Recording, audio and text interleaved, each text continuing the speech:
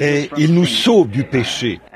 Et maintenant, nous allons lire un petit passage et vous parler pendant quelques instants à partir de la parole de Dieu. Parce qu'après tout, c'est ça la partie qui est entièrement suffisante, la parole. La foi vient de ce qu'on entend vient de la parole de Dieu. Maintenant, courbons la tête un instant avant d'ouvrir sa parole. Ô Seigneur, plein de grâce, nous sommes heureux ce matin du privilège que nous avons de nous tenir dans ta présence, de regarder à toi et de t'appeler notre Père. Et nous nous rappelons que tu as dit dans nos Écritures, « Priez ainsi, notre Père qui es aux cieux ». De savoir que nous sommes tout à fait impurs. Nous sommes nés dans le péché. Nous avons été enfantés dans l'iniquité. Et nous sommes venus au monde en disant des mensonges. Et nous sommes de misérables loques. Pourtant, par le sang de ton Fils, le Seigneur Jésus, et par la grâce imméritée qui nous a été donnée, nous avons le privilège de lever les yeux et de dire « Père, oh combien nous te remercions pour ceci !» Et aujourd'hui, nous voudrions te demander, Seigneur, de sonder nos cœurs alors que nous adorons. Nous ne venons ici dans aucun autre but que de t'adorer. Et lorsque nous regardons en ce jour glorieux où nous vivons maintenant, il semble que tout a échoué. Mais il y a une chose sûre qui ne peut jamais faillir, c'est Jésus. Car il nous a dit, quand il était sur la terre,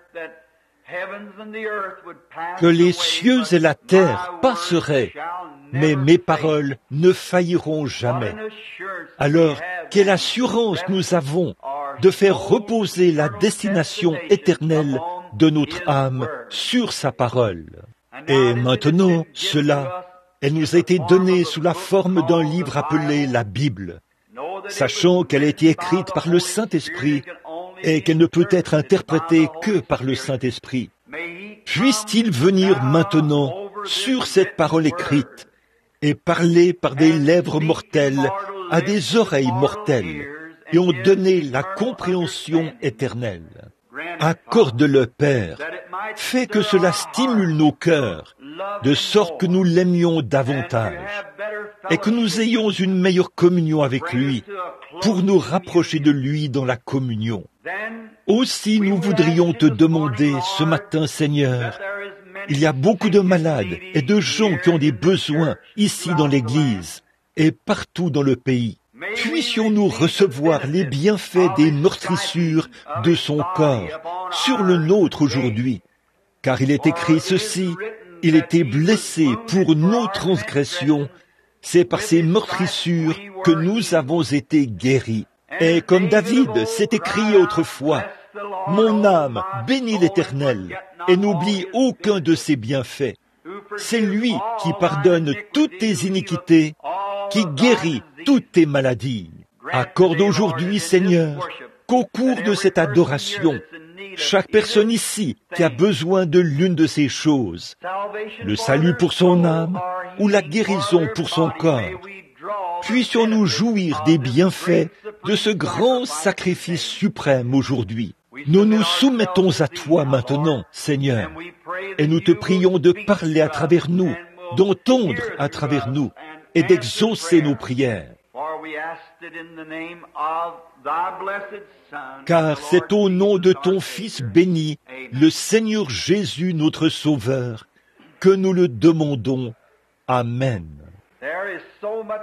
Il y a tant de bonnes choses dans la parole de Dieu qu'il est difficile pour toute personne de choisir un passage de l'Écriture en particulier. Lorsque je lis la parole, je dis « Ceci semble tellement beau, je vais souligner cela. » Et quand j'irai à la prochaine réunion, c'est sur ce sujet-ci que je vais prêcher. Puis je m'assois pendant quelques instants et j'écoute l'Esprit quand il me parle. Et très peu de temps après, je lis un peu plus loin et je trouve quelque chose qui semble encore mieux. Je souligne cela et je dis, c'est de ceci que je vais parler la prochaine fois que j'irai à l'église. Et avant longtemps, dans ma Bible, il est inscrit certaines choses dont je vais parler quand j'irai à l'église.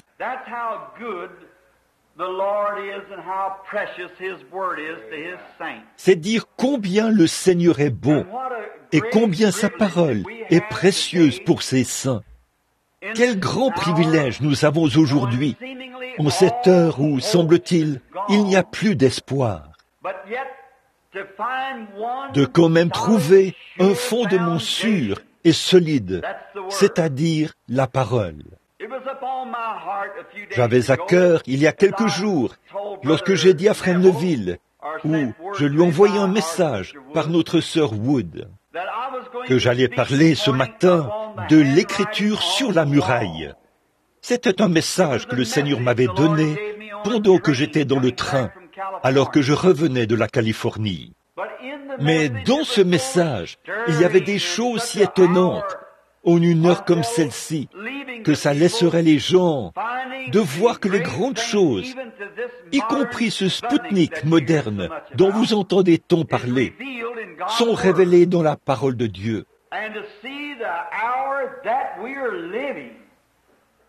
Et de voir l'heure où nous vivons, nous sommes certainement à la fin. Ainsi donc, laissez les gens dans cet état-là, sans apporter un autre message après cela, pour donner espoir à l'Église. Ça laisse les gens dans le questionnement et ça les rend nerveux.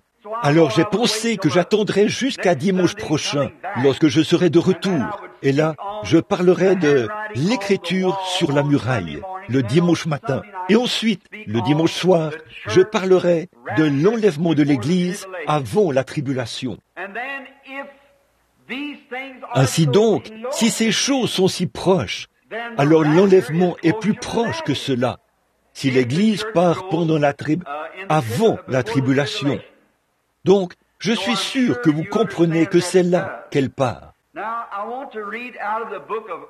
Maintenant, je veux lire dans le livre de l'Apocalypse, le chapitre 3, qui se rapporte à l'Église d'aujourd'hui. Je lirai à partir du verset 14. Apocalypse 3, 14. Écris à l'ange de l'église de Laodicée, voici ce que dit l'Amen, le témoin fidèle et véritable, le commencement de la création de Dieu. Je connais tes œuvres, tu n'es ni froid ni bouillant. Puisses-tu être froid ou bouillant? Ainsi, parce que tu es tiède et que tu n'es ni froid ou bouillant, je te vomirai de ma bouche. Parce que tu dis, je suis riche, je me suis enrichi et je n'ai besoin de rien. Et parce que tu ne sais pas que tu es malheureux, misérable, pauvre, aveugle et nu. Je te conseille d'acheter de moi de l'or éprouvé par le feu, afin que tu deviennes riche, et des vêtements blancs, afin que tu sois vêtu et que la honte de ta nudité ne paraisse pas. Et un collier pour oindre tes yeux, afin que tu vois. Moi, je reprends et je châtie tous ceux que j'aime. Aie donc du zèle et repens-toi. Voici, je me tiens à la porte et je frappe. Si quelqu'un entend ma voix et ouvrira la porte, j'entrerai chez lui. Je souperai avec lui et lui avec moi. Maintenant, c'est de ce verset 20 que je souhaite prendre le sujet, pour voir si Dieu nous donnera un contexte. Je me tiens à la porte et je frappe. Tout ce message que nous venons de lire ce matin, ce sont les paroles de Christ lui-même, après sa résurrection, qui s'adressent au dernier âge de l'Église. D'après ce que nous avons compris, il y avait 7 églises en cette époque-là, les 7 églises d'Asie. Chacune d'elles avait un ange, et ces anges étaient envoyés pour guider ces églises tout au long de l'âge. Et nous arrivons maintenant à la fin du dernier âge de l'Église, Laodicée. Et c'est vraiment inhabituel de voir combien ce passage est frappant ce matin, et combien cela se rapporte à l'Église d'aujourd'hui, de voir cet état de tiédeur et d'indifférence dans l'Église. Et combien ils disent « Oh, nous avons un grand programme en cours. Nous construisons une église d'1 million de dollars. Et notre église prospère. Nous avons plus de membres que jamais. Notre pasteur est mieux rémunéré. Et tout va bien dans l'ensemble. Si ce n'est pas là la tendance actuelle. Mais malgré tout, la Bible dit, tu es nu, pauvre, misérable, aveugle. Imaginez un peu que quelqu'un soit nu, pauvre, misérable et aveugle, et qu'il ne le sache pas. Eh bien, s'il le savait, il essayerait de s'améliorer. Il quitterait rapidement la rue pour aller chercher des vêtements. Il essaierait de s'améliorer, mais s'il est dans cet état-là et qu'il ne le sait pas, c'est vraiment affreux. Maintenant, face à tout ça, ce n'est pas ça mon sujet. Jésus a dit, je me tiens à la porte et je frappe. Et si quelqu'un ouvre la porte, j'entrerai chez lui, je souperai avec lui et lui avec moi. Quelle invitation à un peuple qui vit en ce jour-ci de voir ces choses horribles que nous voyons maintenant et d'avoir une si glorieuse invitation. Je me tiendrai à la porte et je frapperai. Et si quelqu'un entend et ouvre, j'entrerai chez lui et je souperai avec lui et lui avec moi. Quelle communion, quel privilège, quelle communion. Il se tient à la porte et frappe. Quand ce grand artiste, son nom m'échappe en ce moment, il a peint le tableau de Jésus qui frappe à la porte.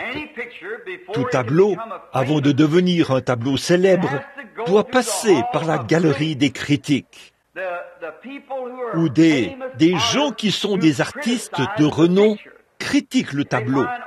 Ils relèvent tous les défauts qu'il contient.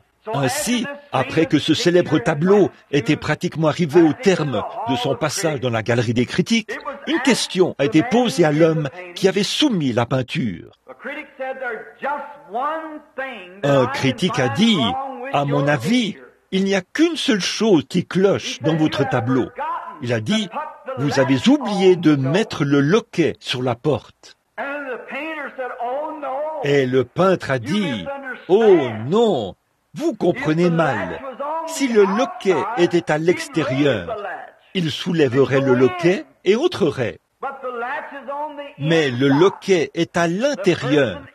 C'est celui qui est à l'intérieur qui doit soulever le loquet. C'est comme ça. Jésus, bien qu'il soit plein de miséricorde et plein de compassion, c'est quand même vous qui le laisserez entrer ou l'empêcherez d'entrer. Le loquet se trouve de votre côté. Pourquoi un homme frapperait-il à la porte d'un autre? Quelle en serait la raison? Eh bien, ce serait pour pouvoir entrer. Il veut entrer, il a quelque chose dont il veut parler, ou quelque chose à vous montrer. Quand il frappe à votre porte, ils veulent être admis dans la maison, ou avoir un peu de communion fraternelle, ou ils ont quelque chose à vous dire. C'est pour ça que Jésus frappe à la porte. Que penseriez-vous de ces nombreux appels qui ont retenti sur les portes des gens tout au long des âges? Faisons un retour en arrière pendant quelques instants. Pensons au grand César Auguste, à l'époque de l'Empire romain. Qu'en serait-il si un fantassin avait vécu quelque part dans une petite cabane et que César Auguste était sorti de son palais, soit allé à cette petite cabane où vivait son fantassin et avait frappé à la porte? Quelle joie cela aurait procuré à ce fantassin! Voyons, le grand empereur de Rome était à sa porte et il voulait lui parler. Oh, il aurait été heureux. Il aurait ouvert la porte et serait tombé sur sa face et aurait dit, « Grand empereur, entrez dans mon humble demeure. Tout ce que vous verrez ici et qui vous intéresse est à vous. » Il aurait certainement été ravi d'avoir un tel privilège, recevoir l'empereur de Rome en son jour. Quel privilège ça aurait été pour un paysan à l'époque d'Adolf Hitler en Allemagne, le Führer de l'Allemagne. S'il était allé chez un homme pauvre et avait frappé à la porte, et que cet homme était allé à la porte, avait soulevé le rideau et avait regardé. Et voici que le Führer de l'Allemagne, le grand Hitler, se tiendrait à sa porte, le chef, le dictateur de l'Allemagne.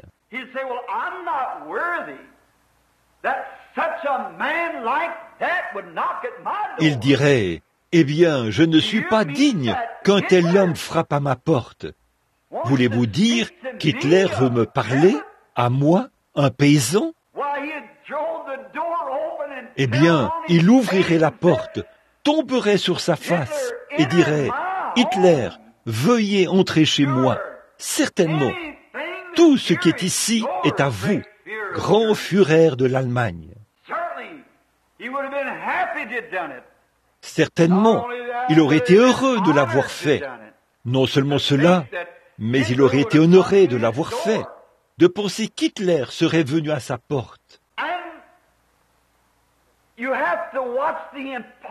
Et vous devez faire attention à l'importance de la personne qui frappe à votre porte.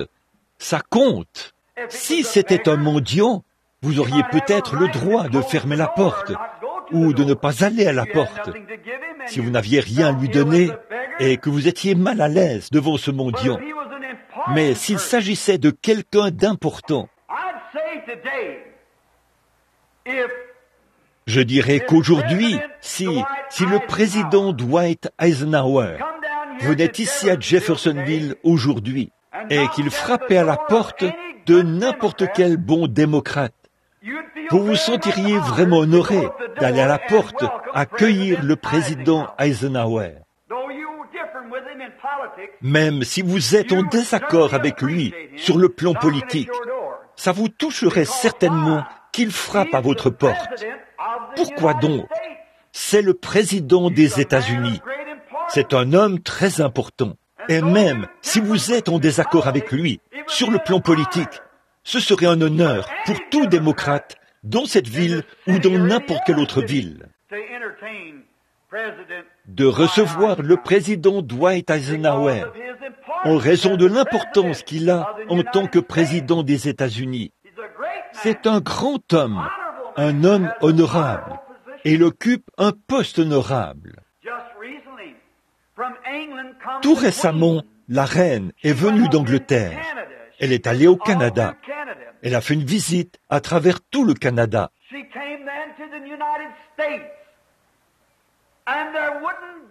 Ensuite, elle est venue aux États-Unis. Et il n'y aurait personne aux États-Unis qui ne serait pas heureux que cette reine lui rende visite. Qu'auriez-vous pensé ce matin si la reine d'Angleterre, bien que vous ne soyez pas l'un de ses sujets, vous êtes un sujet américain, mais peu importe, qu'en serait-il si elle venait frapper à votre porte? Et vous verriez ses servantes et tout qui se tiennent là, et elle vous dirait, « Je suis la reine d'Angleterre. Je suis venu vous rendre visite. Quel honneur ce serait, vu son importance. Elle est la reine, est l'une des plus grandes reines du monde. C'est la reine d'Angleterre. Pourtant, elle n'a aucun pouvoir dans ce pays. Mais le fait que c'est quelqu'un d'important, vous seriez heureux de la laisser entrer. Je serais heureux de la laisser entrer, de savoir que j'ai le privilège et l'honneur de recevoir la reine d'Angleterre.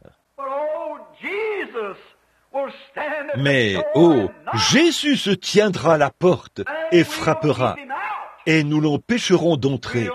Nous n'ouvrirons pas la porte. Nous le laisserons simplement frapper. Et qui est plus important que Jésus? Dites-moi, celui qui est plus grand que lui. Et ici, il dit, je me tiens à la porte et je frappe. Et si quelqu'un ouvre, j'entrerai. Si vous aviez tous les Césars, tous les Hitler, tous les grands hommes et femmes du monde devant votre porte, jamais un seul de tous ces gens, tout cela réuni, il ne serait rien comparé à celui qui se tient à la porte chaque jour et qui frappe à votre cœur, le Seigneur Jésus. Il veut entrer, il veut vous parler. Vous êtes l'un de ses sujets. Vous avez été fait à son image. Vous êtes un être humain qui a été fait à l'image de Dieu. Il désire ardemment vous parler. Il ne va pas seulement vers les grands, les célébrités. Il vient aussi vers les pauvres et les nécessiteux. Quiconque entendra ma voix et ouvrira la porte, j'entrerai et je parlerai avec lui. Pensez un peu à ce que ça veut dire ce matin. Pour le roi de gloire, pour le grand je suis, pour celui qui était dans le buisson ardent, pour celui qui a séparé les eaux de la mer Rouge, pour que les enfants d'Israël puissent passer, ou celui qui a parlé et le soleil s'est arrêté, celui qui a formé la lune et les étoiles, et qui les a placées dans leurs orbites pour qu'elles brillent, celui qui a dit « Lazare, sors !» et un homme mort depuis 4 jours est mis dans la tombe et est revenu à la vie. Pensez-y, celui qui est allé dans la fosse aux lions avec Daniel et qui l'a protégé des lions, celui qui est entré dans la fournaise ardente avec les enfants hébreux et qui a soufflé le feu loin d'eux, celui qui s'est tenu là et a dit « Je suis la résurrection et la vie. Celui qui croit en moi vivra, quand même il serait mort. Quiconque vit et croit en moi ne mourra jamais. » Il se tient à la porte d'une humanité déchue. Il frappe et essaye d'avoir accès à l'âme. Et nous avons rejeté cette personne très importante. Oh, alors vous me dites, frère Branham, je ne suis pas d'accord avec vous là-dessus, parce que je l'ai déjà laissé entrer. Bon, ça, c'est très bien. Je suis si heureux que vous ayez fait cela, que vous l'ayez laissé entrer. Mais alors, savez-vous quoi? Il semble qu'après l'avoir laissé passer la porte, vous avez tout un tas de petits appartements dans votre cœur. Et après l'avoir accueilli à la porte, reste juste là, mais ne regarde pas partout dans ma maison. Pouvez-vous vous imaginer en train de dire au Führer qu'il peut entrer, mais qu'il ne peut pas regarder partout dans la maison? Bon, monsieur le Führer, vous pouvez rester ici, à la porte, monsieur Hitler, mais ne vous avisez pas de regarder dans ce placard-ci. Ne vous avisez pas de regarder ici. J'ai quelques petits secrets que je ne veux pas que vous connaissiez. C'est ainsi que nous, qui nous disons chrétiens, traitons parfois Jésus. Tu peux entrer. Oui, je crois que tu es le Fils de Dieu, mais ne te mêle pas de mes affaires. Voyez, Voilà la zone dangereuse. Vous avez de petits endroits dans votre cœur, de petites portes qui mènent à de petits placards secrets dans votre cœur.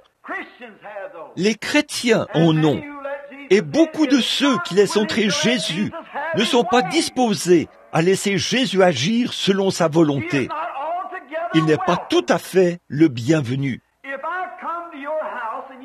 Si je viens chez vous et que vous m'accueillez dans votre maison, j'ai l'impression d'être votre frère.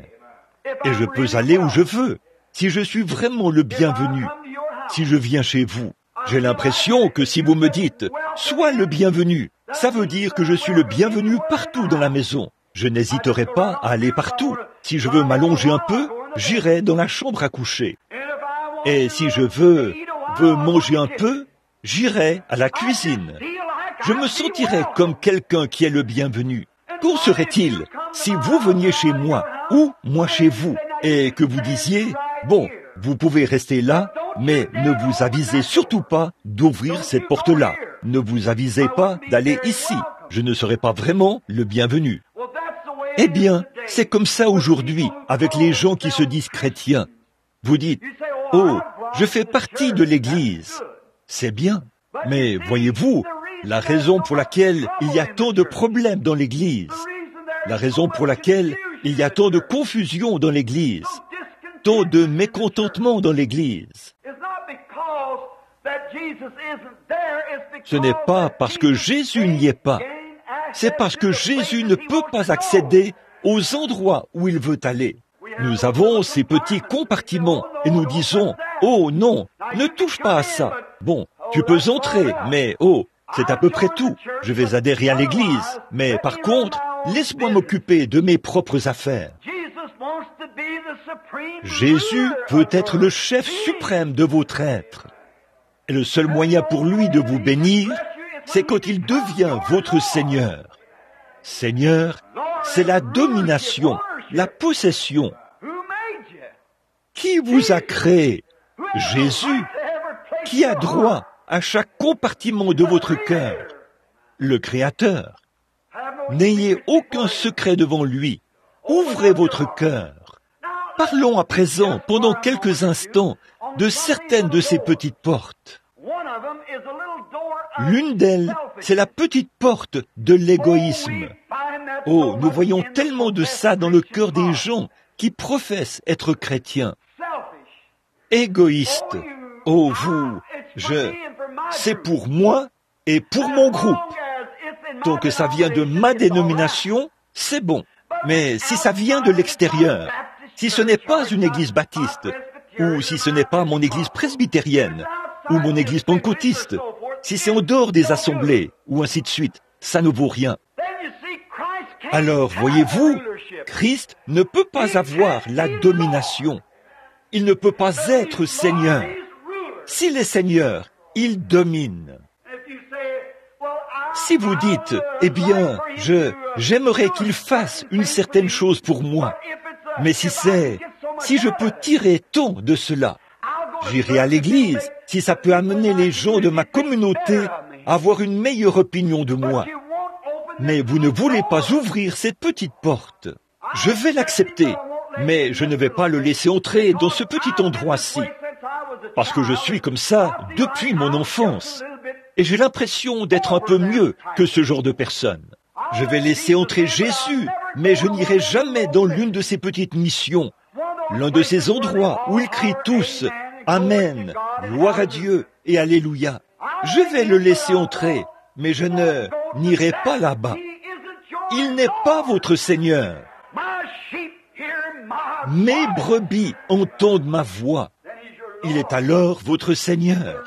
Il est le chef. Je vais le laisser entrer. Si on m'emmène dans la meilleure église de la ville,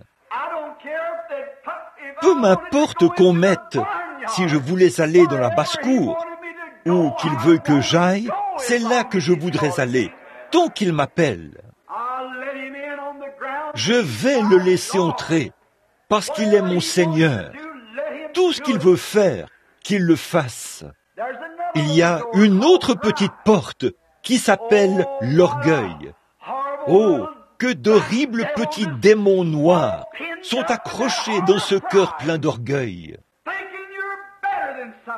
qui vous font penser que vous êtes meilleur que quelqu'un d'autre. Voyons, je ne peux pas envoyer mes enfants là-bas. Ces gens-là ne s'habillent pas comme il faut. Les gens qui fréquentent ce lieu ne sont pas de ma classe. Si Christ est Seigneur dans votre cœur, nous sommes tous de la même classe, à cause du même esprit. Nous sommes tous baptisés pour former un seul corps.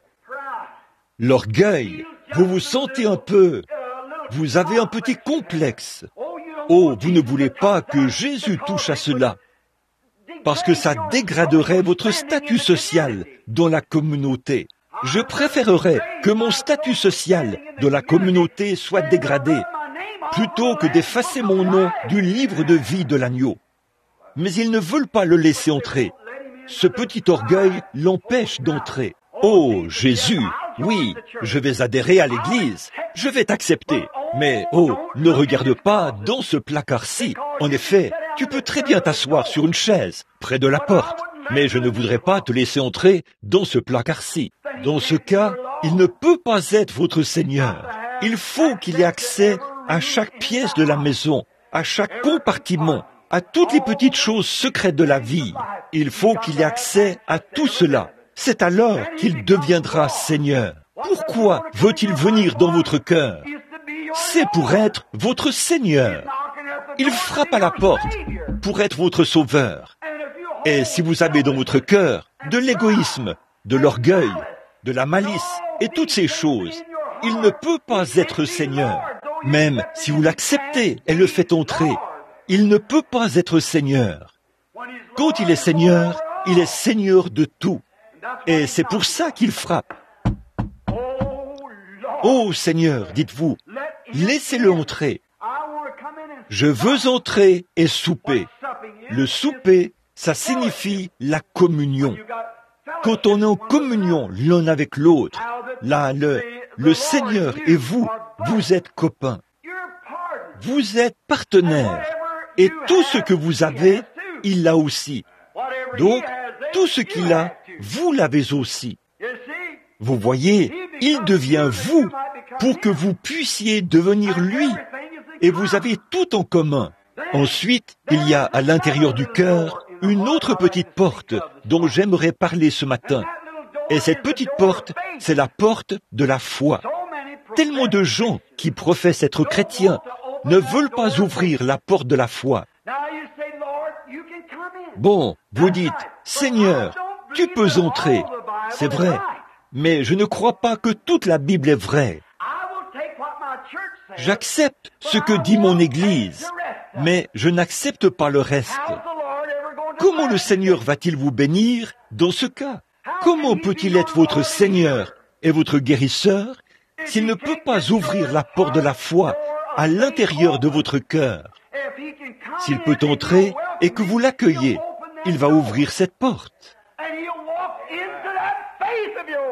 Et il va entrer dans cette foi que vous avez. Il va souper avec vous à la porte de la foi. Oh, je veux l'accueillir ce matin dans mon cœur, dans chaque pièce, dans tout ce que je suis. Je veux l'accueillir à chaque porte, l'ouvrir toute grande, me tenir là et embrasser la coupe de bénédiction avec lui à la porte et dire, oui Seigneur, tout ce que je suis et tout ce que j'ai et tout t'appartient. Tenons-nous à cette porte, Seigneur, et communions les uns avec les autres. Ayons la communion à la porte de la foi, Seigneur. Ayons la communion à la porte de l'orgueil, Seigneur. Ayons la communion à la porte de l'égoïsme, Seigneur. Oh, tout cela de moi, Seigneur. La foi. Oh, vous dites, je vais adhérer à l'Église, mais je crois que les jours des miracles sont passés. Alors, vous refusez de laisser le Seigneur passer la porte de la foi et se manifester à vous. Oh oui, dites-vous, mais frère Branham, je suis chrétien. Je sais que vous êtes chrétien, mon cher, et j'apprécie cela, en ayant accepté le Seigneur. mais vous vivez en dessous de vos privilèges. Vous gardez votre porte fermée. Vous courez d'un endroit à l'autre, et ainsi de suite. Parce que vous ne croyez pas. Vous devez ouvrir cette porte de la foi et le laisser entrer. Et là, il vous donnera ce que votre cœur désire. Celui qui se confie en l'Éternel renouvellera sa force. Ils prendront leur vol comme les aigles. Ils courront sans se lasser. Ils marcheront sans s'épuiser. Si vous demeurez en moi et que mes paroles demeurent en vous, demandez ce que vous voudrez. Cela vous sera accordé. Oh, je vous le dis en vérité, si vous dites à cette montagne, « ôte-toi de là », dans le lexique grec original, il est dit, « sois soulevé et jeté dans la mer », et croyez que c'est en train de se produire. Oh là là, croyez que c'est en train de se produire. Ce que vous aurez dit vous sera accordé. Certainement. Oh, il n'est pas nécessaire que cela arrive à l'instant même. Il n'est pas nécessaire que cela arrive ainsi. Certainement pas. Tant et aussi longtemps que vous croyez cela, c'est là que les chrétiens échouent aujourd'hui. La Bible dit, la foi est la substance des choses qu'on espère. C'est une démonstration de celles qu'on ne voit pas. Alors, que diriez-vous de cela? Or, ce n'est pas un mythe, ce n'est pas une pensée, ce n'est pas une espérance, ce n'est pas un souhait. C'est une substance. C'est en fait quelque chose que vous possédez. Par exemple, je viens vous voir et je vous dis, « J'ai faim, il me faut du pain. » Et vous dites, « De quoi avez-vous besoin? Combien vous faut-il? » Il me faut 25 cents pour acheter une miche de pain. J'ai faim. Et vous dites, voici les 25 cents. Or, 25 cents, c'est le pouvoir d'achat d'une miche de pain. Et tant que j'ai les 25 cents, je la possède. C'est une substance. Je peux être tout aussi heureux étant ici avec les 25 cents, alors que le pain se trouve sur la rue Spring. Oh, béni soit son nom. Vous ne le laissez pas entrer. Ouvrez cette porte de la foi. Quand il dit quoi que ce soit, c'est la vérité. Quand il vous fait une promesse, c'est ça la substance. Quand la foi s'ancre et que vous êtes convaincu que Dieu ne peut pas mentir, c'est réglé. Maintenant, j'ai les 25 cents. Ce n'est pas le fruit de mon imagination. Je possède les 25 cents. Je passe la porte. Eh bien, je suis tout aussi heureux que si j'avais le pain en main, car j'ai le pouvoir d'achat. Et si j'ai la foi, les œuvres sont accomplies. S'il peut ouvrir cette porte, entrez et me donner la foi de Dieu dans mon cœur. C'est accompli une fois que je peux vraiment croire en lui. Il se peut que cela ne se produise pas sur le champ. Vous savez, la Bible dit que Moïse s'est montré ferme, comme voyant celui qui était invisible. Beaucoup d'entre vous sont allés voir les 10 commandements, qui est à l'affiche à Louisville depuis un certain temps, un merveilleux film. Eh bien, Moïse s'est montré ferme, comme voyant celui qui est invisible. L'invisible, il s'est montré ferme, ce qui signifie qu'il a tenu bon.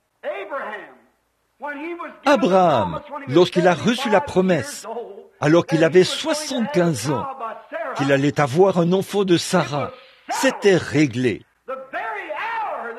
À l'heure même où Abraham a ouvert son cœur et la porte de sa foi et a dit « Il en sera ainsi ». Au fur et à mesure qu'il vieillissait, la Bible dit, il ne s'est jamais affaibli par incrédulité, mais il fut fortifié dans la foi, donnant gloire à Dieu, car il savait qu'il était capable d'accomplir ce qu'il avait dit. Voilà la foi. Les années ont passé, et chez Sarah, aucun changement. Mais il ne douta point par incrédulité au sujet de la promesse de Dieu, mais il fut fortifié, donnant gloire à Dieu. Nous qui prétendons être chrétiens, nous laissons entrer Jésus. Nous disons, oh, je suis chrétien, et on peut très bien prier pour vous, ou vous oindre, ou faire ce que Dieu dit de faire, ou il peut faire un miracle devant vous, et vous voyez cela. Mais si vous n'êtes pas guéri instantanément, eh bien, voilà, je ne l'ai pas obtenu. Je reviendrai la prochaine fois. Vous voyez, ce n'est pas de la foi. Vous devez le laisser entrer et dire, « Seigneur, voici la porte, entre et prends le contrôle. » Et lorsqu'il entre là-dedans, c'est réglé pour toujours. Je me tiens à la porte et je frappe. Il essaye de passer cette petite porte de la foi. Si seulement il peut se frayer un chemin là-dedans, alors c'est une affaire réglée. Lorsque je marche avec les 25 cents en main, pour moi, c'est tout aussi valable que le pain, car j'ai le pouvoir d'achat de la substance que je veux. Et une fois que la foi s'ancre dans un cœur, rien ne peut l'ébranler. L'œuvre est terminée. Dieu a réglé la question. C'est réglé pour toujours. Je descends la rue, je traverse la rivière, je passe à travers le buisson de ronces. J'ai de plus en plus faim. Je n'ai pas encore le pain, mais pendant tout ce temps où j'avance, je me réjouis parce que j'ai le pouvoir d'achat et l'assurance que le pain m'appartient. Oh, béni soit son saint nom. Avant d'arriver là-bas, il se peut que j'ai des crampes. J'ai tellement faim. Il se peut que je délire au point de me débattre comme un fou pour me frayer un chemin à travers les buissons. Mais tant que je détiens les 25 cents, le pain viendra forcément. Voilà, c'est ça. Tant que cette foi est ancrée, il se peut que les médecins m'abandonnent, tout le monde, mais je serai là, je serai guéri. Dieu l'a dit, je le laisserai passer la porte de mon cœur. Ma foi lui a été donnée, et il m'a fait la promesse, et rien n'y fera obstacle. C'est là, la foi. La porte de la foi. Combien de chrétiens l'empêchent d'y entrer? Combien de pentecôtistes l'empêchent de passer cette porte de la foi? Combien de baptistes? Combien de presbytériens? De méthodistes? Cette porte. Oh, il y a beaucoup de portes. Il y en a encore une dont je vais parler. C'est la porte de vos yeux.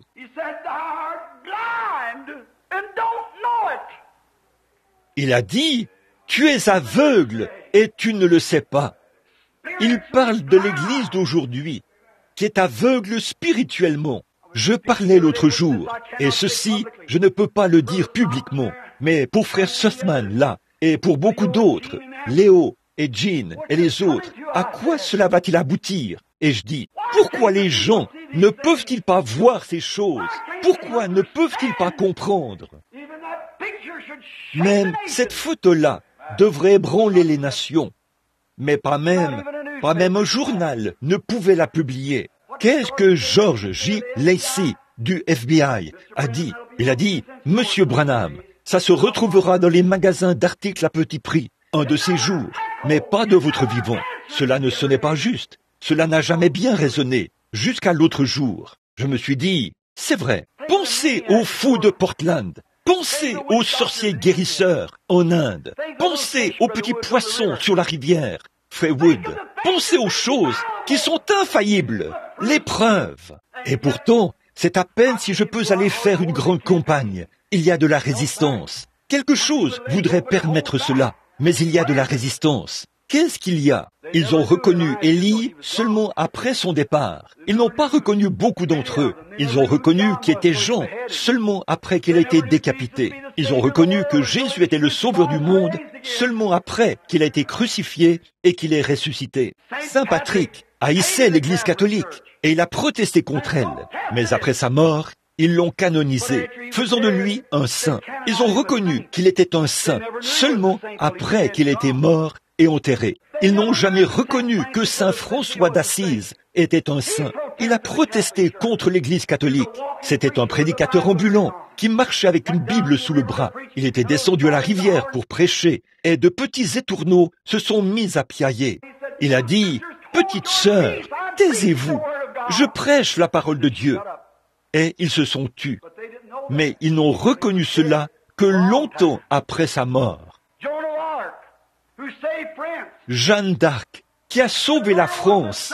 Cette jeune fille était une sainte. Elle était spirituelle. Elle avait des visions. C'était une femme spirituelle. Elle entendait des anges lui parler. Elle entendait la voix de Dieu. Elle avait des visions. Qu'est-ce qu'ils ont dit? C'est une sorcière. Et l'Église catholique a dressé un bûcher et l'y a conduite et l'a brûlée. Ces prêtres ont fait cela alors qu'elle implorait miséricorde à grands cris. 200 ans plus tard, ils se sont rendus compte qu'elle était une sainte. Alors, ils se sont beaucoup repentis. Ils ont déterré les corps de ces prêtres qu'ils avaient brûlés et les ont jetés dans le fleuve. Ça, c'est beaucoup de repentance, bien sûr. Mais ils ne l'ont reconnue qu'après qu'elle était venue et repartie. Jésus a dit, ils ne pouvaient pas croire, parce qu'Ésaïe a dit, ils ont des yeux et ils ne voient pas, des oreilles et ils n'entendent pas. Pas plus tard qu'hier soir, sur la page de garde de ma Bible, j'avais noté une vision que le Seigneur m'avait donnée, il y a quelque temps, et que j'avais annoncée à l'Église. Et là, il m'a dit, va en Afrique, puis retourne en Inde. J'ai dit, oui Seigneur. Et quand M. Baxter m'a dit, au Canada ou à Chicago, il a dit, allons en Inde, laissons ces Africans tranquilles. Ils ne veulent pas collaborer avec nous comme il faut. Très bien. Et je dis, je l'avais oublié. Quand je suis rentré à la maison, l'ange du Seigneur m'a rencontré entre les deux pièces. Une colonne de feu, une lumière, la même que celle-là. Et il a dit, va en Afrique, comme je te l'ai dit. Et un an plus tard, ils m'ont encore persuadé d'aller là-bas. J'avais oublié cela, je n'avais pas écrit cela, et j'étais avec mon fils là-bas, chez les Portugais, à Lisbonne. Chez les Portugais, j'avais été terrassé par la maladie toute la nuit, et le lendemain matin, j'allais dans la baignoire pour prendre une petite douche. Et alors que j'étais en train d'y aller, l'ange s'est tenu là et a dit, je pensais t'avoir dit d'aller premièrement en Afrique. J'ai dit, Seigneur Dieu, je ne suis pas digne d'être ton serviteur.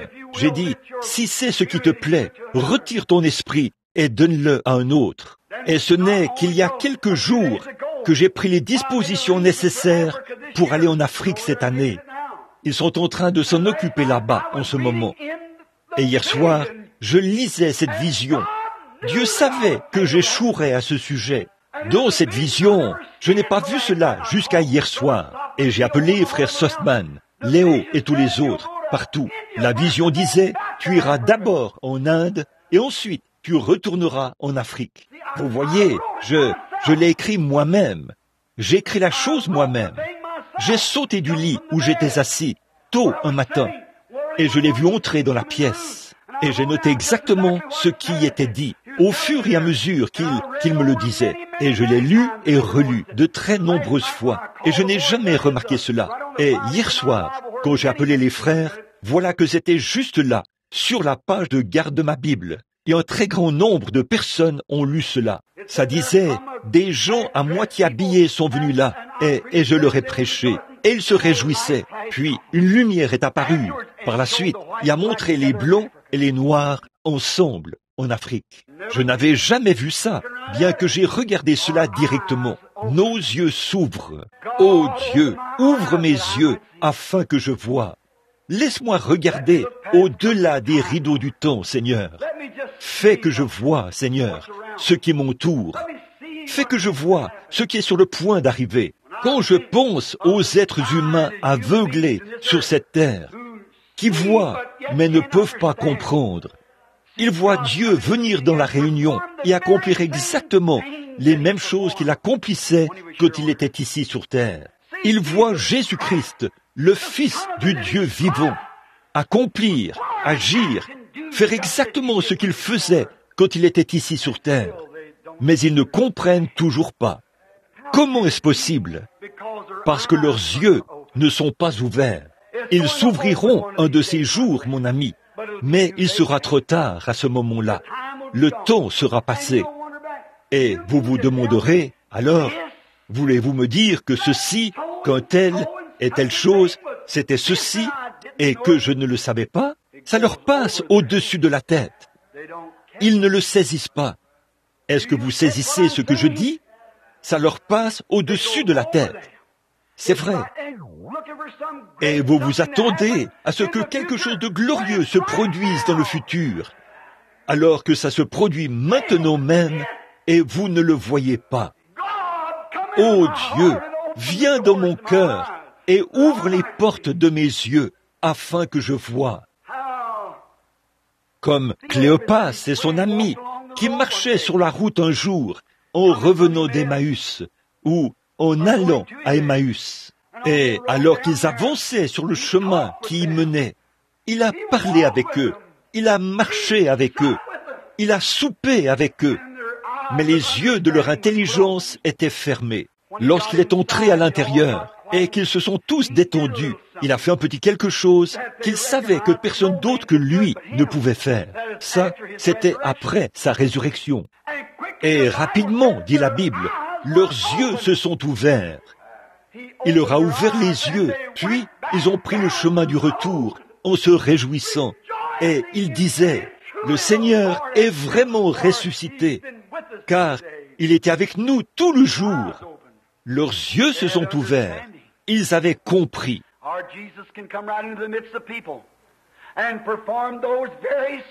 Notre Jésus peut venir là, parmi les gens, et accomplir exactement ces mêmes actes. Et qu'arrive-t-il? Les gens repartiront en disant, c'est de la télépathie mentale. Oh, c'est peut-être un spirit ou un diseur de bonne aventure. C'est quelque chose comme ça qui s'est produit.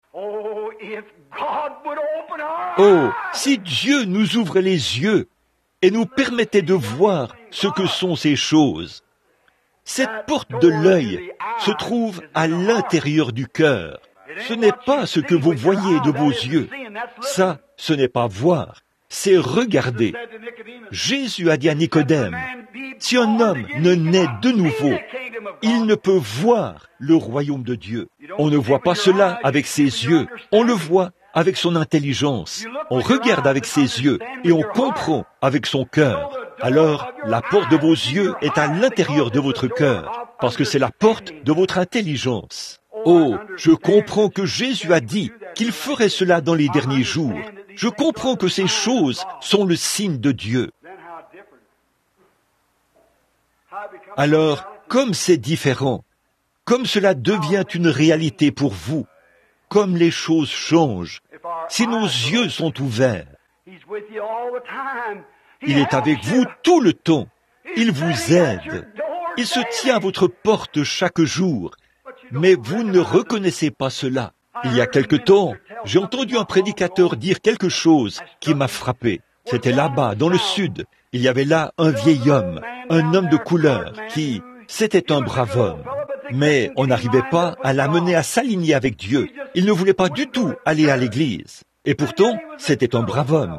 Mais on n'arrivait pas à l'amener à aller à l'église. Alors, un jour, le pasteur et lui sont allés à une partie de chasse. Et c'était un très mauvais tireur. Il ne pouvait toucher aucune cible. Alors, ce jour-là, alors qu'ils rentraient à la maison, ils avaient abattu tellement de gibier qu'ils étaient chargés de gibier. Et ce vieil homme de couleur s'appelait Gabriel. Et il l'appelait par son diminutif, Gab. Donc, il était chargé de gibier qui pendait partout sur lui. Et c'est avec peine qu'il avançait. Il marchait derrière le ministre. Au bout d'un moment, il lui a donné une petite tape sur l'épaule et a dit, « Pasteur ?» Il a dit, « Oui, Gab, que veux-tu » Il a dit, « Dimanche matin, j'irai sur le banc des pénitents. Je prendrai ma place dans l'église pour y vivre jusqu'à la fin de mes jours. » Le pasteur a dit, « C'est très bien, Gab, mais qu'est-ce qui a causé ce changement subit?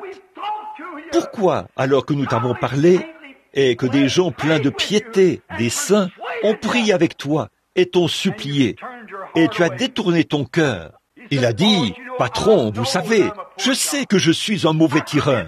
Je n'arrive à toucher aucune cible. » Et il a dit, « Regardez le gibier que j'ai. Il doit certainement m'aimer. Sinon, il ne me l'aurait pas donné. » Voilà, c'est ça. Qu'est-ce que c'était? Ses yeux se sont simplement ouverts. Il a reconnu qui lui avait donné ce gibier, d'où il venait.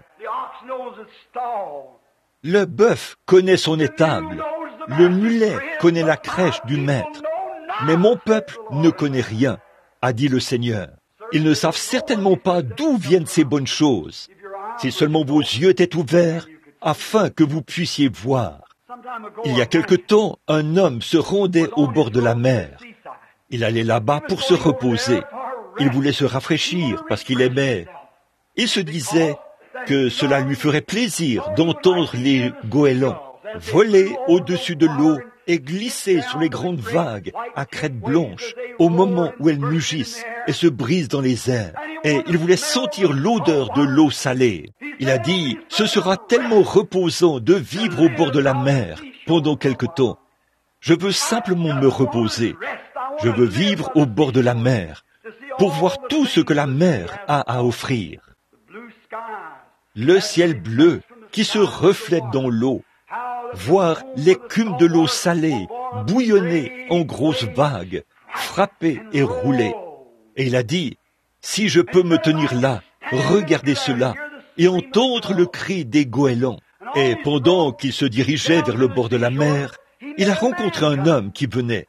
C'était un vieux loup de mer, un vieux marin qui revenait de la mer. Il a dit, « Où vas-tu » Il a dit, « Je vais au bord de la mer pour profiter des bienfaits de la mer. » Et le vieux loup de mer a dit, « Je ne vois rien d'étrange à cela.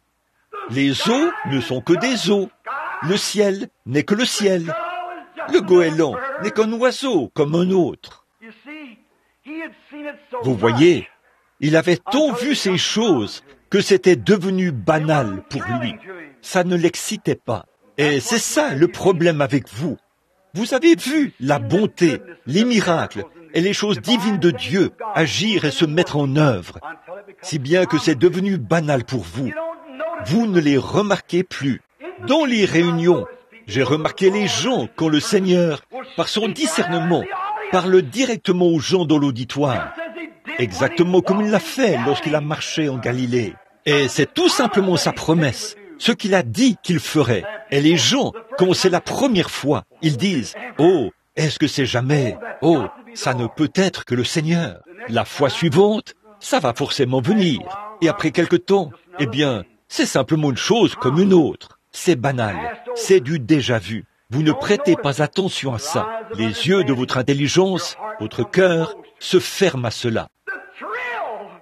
La joie, la bénédiction de savoir que le Seigneur Jésus ressuscité se tient au milieu de nous devrait envoyer chaque âme à des sommets qu'aucune joie de ce monde ne pourrait procurer. Ça devrait vous faire quelque chose.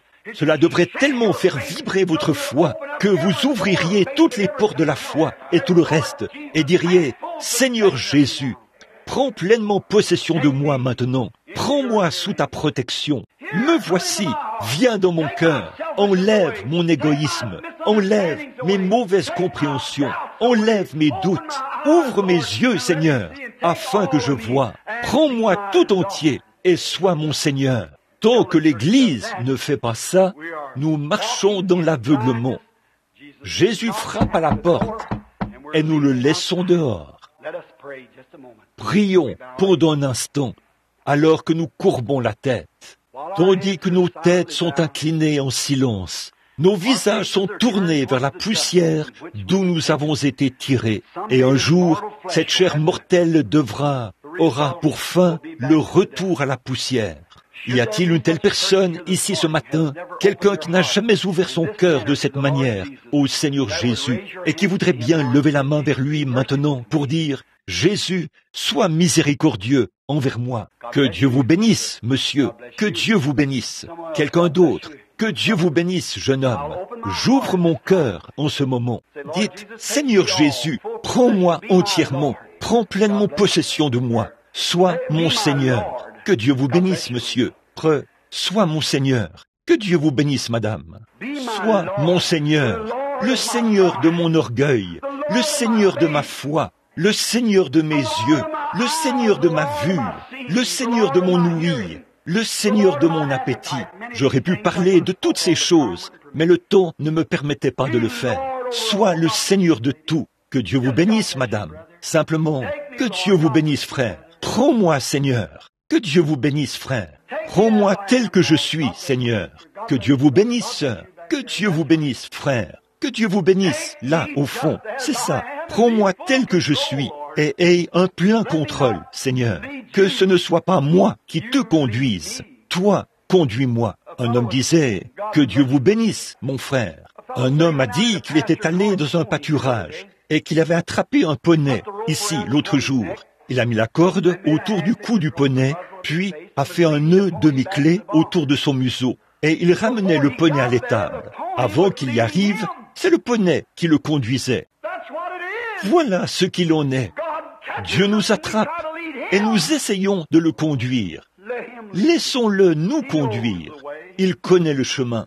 Il a parcouru le chemin. C'est lui qui a créé le chemin. Nous ne connaissons pas le chemin. Pourquoi donc essayons-nous de raisonner ces choses? Soumettons-nous simplement à lui et disons, Seigneur, toi, conduis-moi, je te suivrai. Peut-être avez-vous été chrétien, peut-être que Christ est entré dans votre cœur, mais vous ne lui avez jamais abandonné votre foi. Dites, Seigneur, entre, enlève tous les doutes de mon cœur.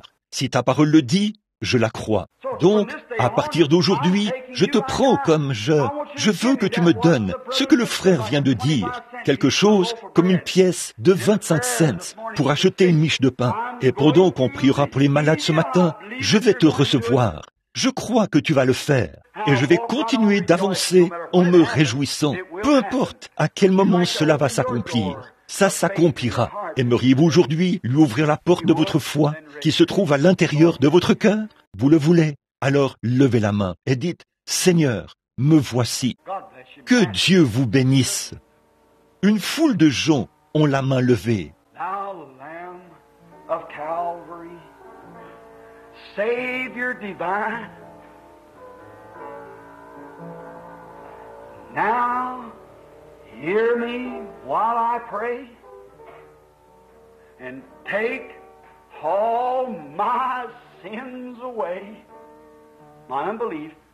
Oh, let me from this day be wholly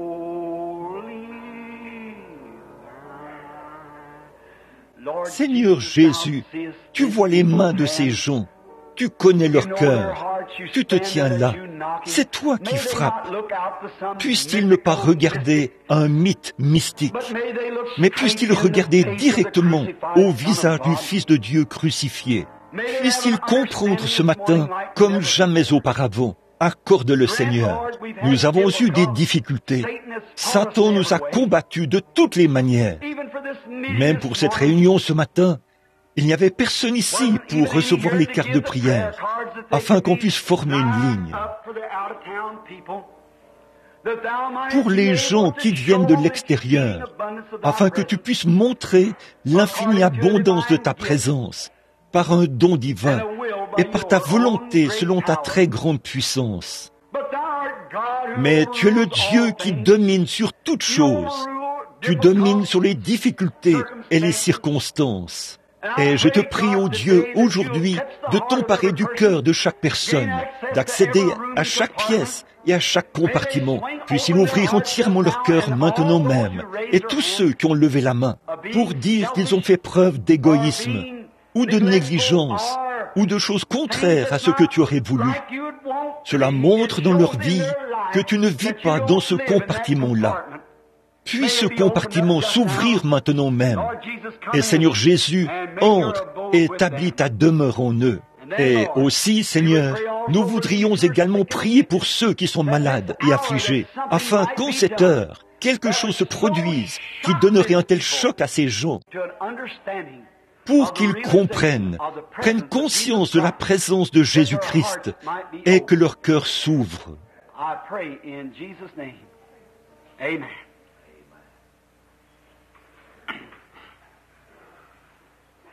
Je prie au nom de Jésus. Amen. L'annonce a été faite à la radio et de vive voix au tabernacle que nous allions distribuer des cartes de prière aujourd'hui. Et la raison pour laquelle nous donnons des cartes de prière au tabernacle, c'est pour servir les gens qui viennent de l'extérieur. Voyez, quant à ceux qui sont de la ville, ici, nous prions pour eux tous les jours, ou de temps en temps, ici, au tabernacle. Mais pour servir les gens, la puissance de discernement se trouve uniquement en Christ. Et ça, tout le monde le sait.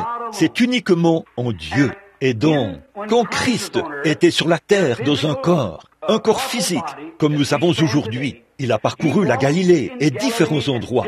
À cette époque-là, il prétendait ne pas avoir le pouvoir de guérir les malades ou d'accomplir des miracles. Il a dit, « Je ne peux rien faire de moi-même. Je ne fais rien sans que le Père ne m'ait d'abord montré quoi faire. » Tout le monde qui connaît l'Écriture, Jean 5, sait que c'est vrai. Il n'accomplissait aucun miracle sans que le Père le lui montre. Il a dit, « En vérité, je vous le dis, le Fils lui-même, le tabernacle dans lequel Dieu habitait, son corps, le Fils ne peut rien faire de lui-même. Mais ce qu'il voit faire au Père, le Fils le fait pareillement. Et si vous l'avez remarqué, quand il est venu dans sa patrie, dans sa propre ville, qu'est-ce qui s'est passé? Il n'a pas pu le faire. Il a imposé les mains à des malades. Il s'est retourné et a dit, « En vérité, je vous le dis, un prophète dans sa patrie, parmi les siens, vous savez comment cela a été dit, là. Mais il était si bienveillant vers nous, en nous permettant d'avoir quelques réunions de ce genre. C'est vrai. Quel en est le but? C'est pour que cette ville, les gens d'ici et des environs, qui n'ont jamais été dans les autres réunions, sachent qu'il est le Dieu vivant. Il a dit, vous ferez, vous aussi, les choses que je fais. Vous ferez ces mêmes œuvres. Il a dit, encore un peu de temps, et le monde ne me verra plus. Mais vous, vous me verrez, car je serai avec vous et même en vous jusqu'à la fin de l'âge. C'est vrai. Et vous ferez, vous aussi, les choses que je fais jusqu'à la fin de l'âge. Je crois que nous vivons au dernier jour de la dispensation des nations. Toutes les conditions sont parfaitement réunies, maintenant même, pour la fin des temps. Mais ce que Christ attend, c'est que l'Église rentre à la maison, comme il l'a été du temps de Noé, usant de patience, ne voulant pas qu'aucun périsse. Il est le même aujourd'hui. Il use de patience maintenant. Il ne veut pas qu'aucun périsse. De grands signes et prodiges se sont produits. Les gens disent, eh bien, nous attendons la venue d'un grand âge. Mon ami, cet âge est pratiquement terminé. C'en est terminé pour les gens des nations. C'est le temps de la fin. Alors, c'est maintenant le moment d'être, de recevoir Christ et d'être prêt. Maintenant, écoutez mon ami, je ne sais pas. Or, il n'y a personne avec une carte de prière dans le bâtiment. Il n'y en a pas une seule. Billy était ici il y a quelques instants ou quelque part. Il avait une centaine de cartes à distribuer, mais les gens ne sont pas venus ici pour qu'ils puissent les leur donner. Il fallait commencer le service, et ça, nous ne l'interrompons pas. Alors j'ai dit, je vais simplement appeler les gens et prier pour eux. Mais je sens que la présence de Christ est ici. J'ai le sentiment que je me suis préparé.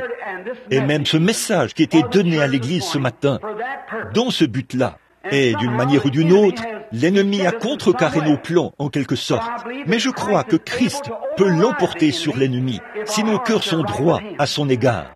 Et beaucoup d'entre vous qui ont levé la main, bien sûr, dès que ce service sera terminé et qu'on fera l'appel à l'autel, je veux que vous veniez ici remercier Dieu de ce qu'il a fait pour vous. Quand vous recevez la foi, qu'est-ce que la foi? Nous pourrions former une ligne de prière ici et faire passer une demi-douzaine de gens ou plus. Le discernement est très puissant. Il pourrait venir ici, sur l'estrade, et vous le remarqueriez. J'ai 48 ans. J'ai eu des visions depuis l'âge d'environ 2 ans. Et pas une seule fois, elles n'ont failli. Il y a même des choses, quand je les disais, je ne savais pas comment ça pourrait se produire. Mais c'est arrivé tel quel, alors c'est Dieu. Voyez, il faut que ce soit Dieu. Alors, si Dieu est présent pour accomplir sa parole, pour prouver qu'il vous ferez, vous aussi, les choses que je fais, alors il prouve qu'il en est ainsi. Alors, ô Dieu, ouvre nos yeux. Si nous pouvions voir cela s'accomplir, alors chaque promesse est vraie. Quand il était sur la terre, juste un instant, quand il était sur la terre, qu'est-ce qu'il a dit? Voici ce qu'il a dit. Il a dit, détruisez ce corps, et en 3 jours, je le relèverai. Sur quoi se basait-il pour dire cela? C'est parce que David, le prophète, avait dit, je ne permettrai pas que mon sein voie la corruption, et je ne permettrai pas, n'abandonnerai pas son âme dans le séjour des morts. Il savait qu'il était le Messie oint. Il savait que c'était là sa position. Et comme il savait que c'était là sa position, maintenant remarquez,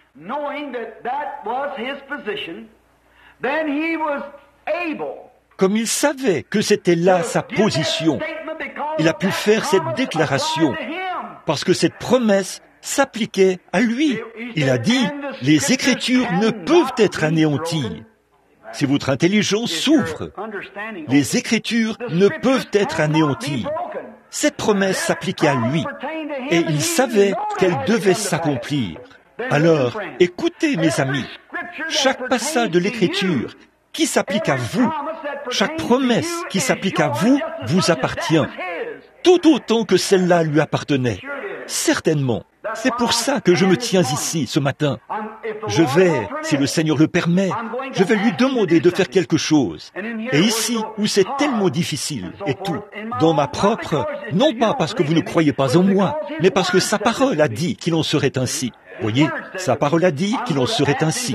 Je vais lui demander de passer outre la question des cartes de prière. Voyez, je vais lui demander s'il veut bien le faire. Voyez, Maintenant, souvenez-vous, je tiens à bien déclarer ceci, et ces magnétophones sont en marche ici, et il y en a plusieurs là dans la pièce. Je ne dis pas qu'il le fera, voyez, ce n'est pas ce que je dis. Je vais le lui demander, et s'il le fait, nous en serons reconnaissants. Qu'en est-il si le Seigneur, combien personne dans l'auditoire n'a de carte de prière? Combien y a-t-il de malades dans l'auditoire? Des personnes malades, levez la main, ou on veut recevoir quelque chose du Seigneur. Levez la main, où que vous soyez. Eh bien, je peux voir vos visages. Alors, je peux à peu près dire qui vous êtes. Alors je peux dire, et s'il y en a qui sont du tabernacle, je ne veux pas que ce soit ceux-là. Je veux que le Seigneur me montre quelqu'un qui est loin du tabernacle, quelqu'un qui vient de l'extérieur. En fait, si quelqu'un du tabernacle, c'est pour ça que nous distribuons des cartes, pour servir les gens qui ne sont pas du tabernacle. Afin que les gens disent, eh bien, il connaît cette personne. C'est ainsi que le discernement s'opère. Comment cela s'opère-t-il en Italie, en Allemagne, en Suisse, en Afrique et partout ailleurs, partout dans le monde? Comment se fait-il que cela se place ici et annonce des choses qui arriveront 3 ou 4 ou 5 ans plus tard et que cela s'accomplit à la lettre? C'est Christ. Qui était celui qui conduisait les enfants d'Israël dans le désert? Christ, qu'était-il à ce moment-là? Je veux vous demander quelque chose. Réfléchissez à ceci un instant. Qu'était-il? Une colonne de feu. Une colonne de feu. Et quand il est venu sur la terre, il a dit qu'il était cette colonne de feu. Ils ont dit, nos pères ont mangé la manne dans le désert. Il a dit, je suis le pain de vie. Ils ont dit, nos pères ont bu un rocher spirituel. Il a dit, je suis le rocher. Eh bien, ont-ils dit, Moïse l'a vu dans un buisson ardent. Il a dit, avant qu'Abraham fût, je suis. C'est ce je suis qui était dans le buisson. Il a dit, eh bien, je suis venu de Dieu, une colonne de feu. Dieu est lumière, ça nous le savons. Lui, Dieu, il demeure dans l'esprit, pas dans la chair. Et dans cette colonne de lumière, Jésus a dit, je viens de cela et je retourne à cela. Bon, cela ne se trouve peut-être pas dans votre théologie, mais c'est dans la Bible. Jésus l'a dit. Et quand il est mort, qu'il est enseveli, qu'il est ressuscité, et que Saint Paul était en route vers Damas pour arrêter les gens, Jésus lui est apparu, de nouveau dans cette colonne de feu, et l'a projeté à terre. Eh bien, il serait possible que l'un ait pu la voir, et que les autres n'aient pas pu la voir. Les hommes qui étaient avec Paul ne l'ont pas vu. Ils ont dit, nous avons entendu un bruit, mais nous n'avons pas vu de lumière. Mais pour Paul, la lumière était si éclatante qu'elle lui a fait perdre la vue.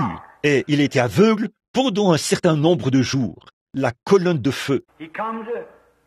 Il est venu à Pierre, dans la prison, sous la forme de la colonne de feu. Et le voici aujourd'hui. Et si un esprit du diable est en vous, vous ferez les œuvres du diable. Si vous êtes un hors-la-loi, un esprit, si l'esprit de John Dillinger était en vous, vous porteriez des armes et vous tueriez des gens. Si l'esprit de quoi que ce soit était en vous, il vous ferait agir comme la personne. Si l'esprit de Christ est en vous, il agira comme Christ. Il fera les œuvres de Christ. Celui qui croit en moi fera aussi les œuvres que je fais. Voilà, c'est ça. Et maintenant, Je présente ceci uniquement pour la gloire de Dieu.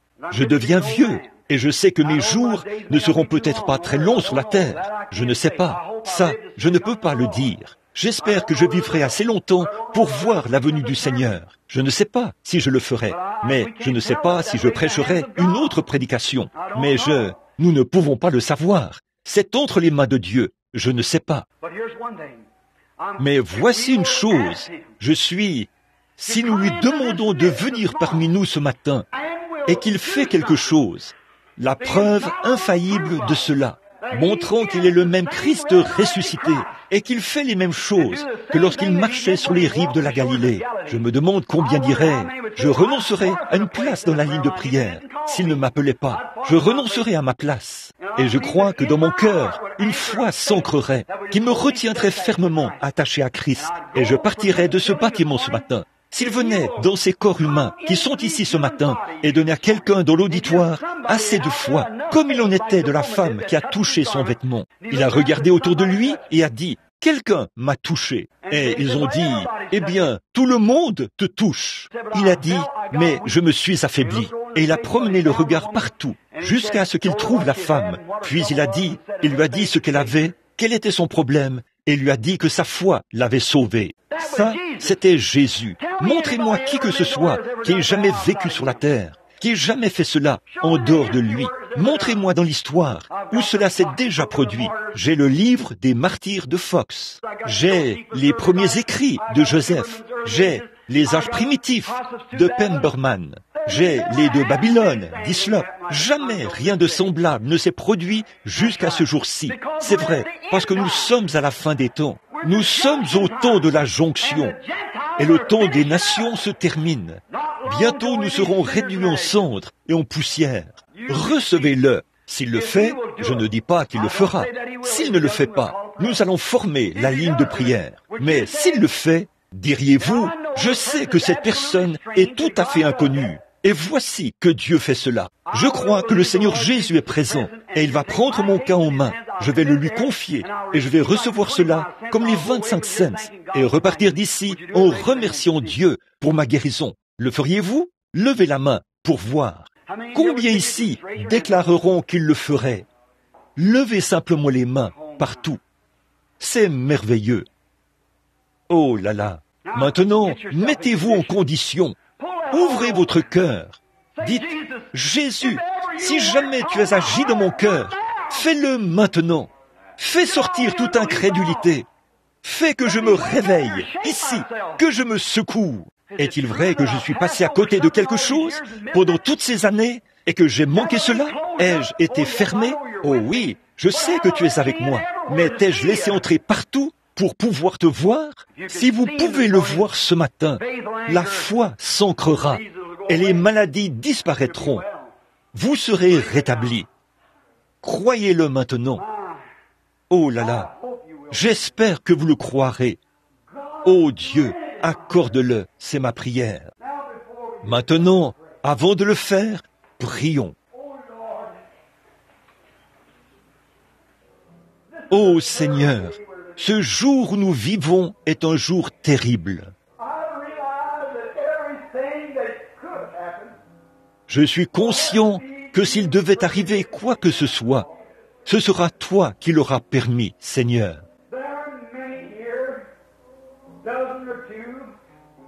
Il y en a beaucoup ici, 1 ou 2 douzaines de personnes, qui sont peut-être dans un état grave. Quelqu'un qui ne retrouvera pas la santé si tu n'interviens pas. Et je te prie de nous accorder cette bénédiction. Et Père, nous savons qu'il n'y a qu'un seul moyen de recevoir la foi. La Bible dit que la foi vient de ce qu'on entend. Ce qu'on entend vient de la parole de Dieu. La parole de Dieu dit, Jésus-Christ est le même hier, aujourd'hui et éternellement.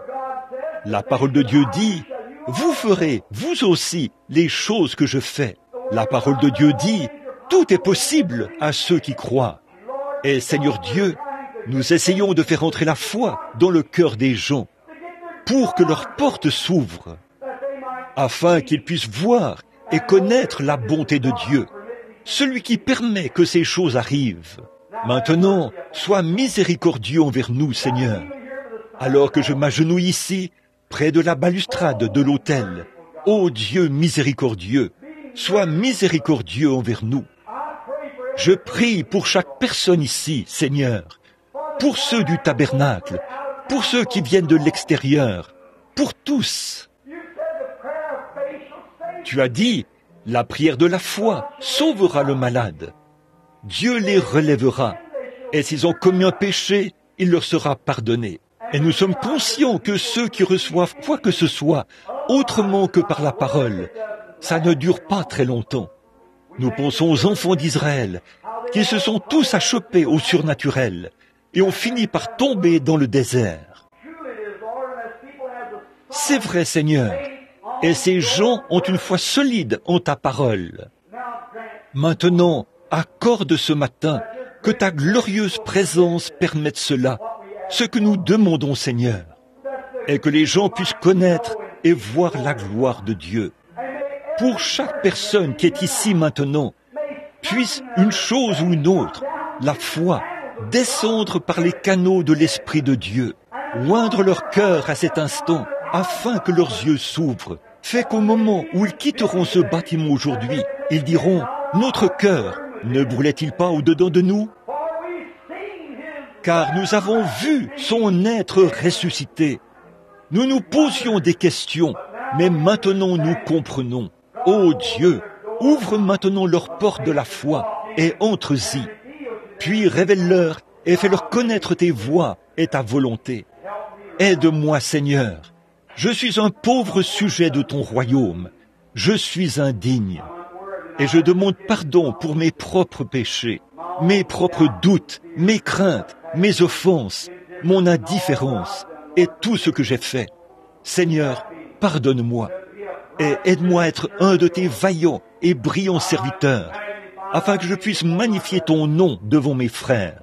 Dans les choses que je n'ai pas la force de faire, donne-moi de la force, Seigneur. Non pas pour ma gloire, certainement pas. Seigneur, tu m'as éprouvé toutes ces années. Je prie de trouver grâce dans ton cœur ce matin, afin d'obtenir un peu de temps de communion avec toi et de souper avec toi.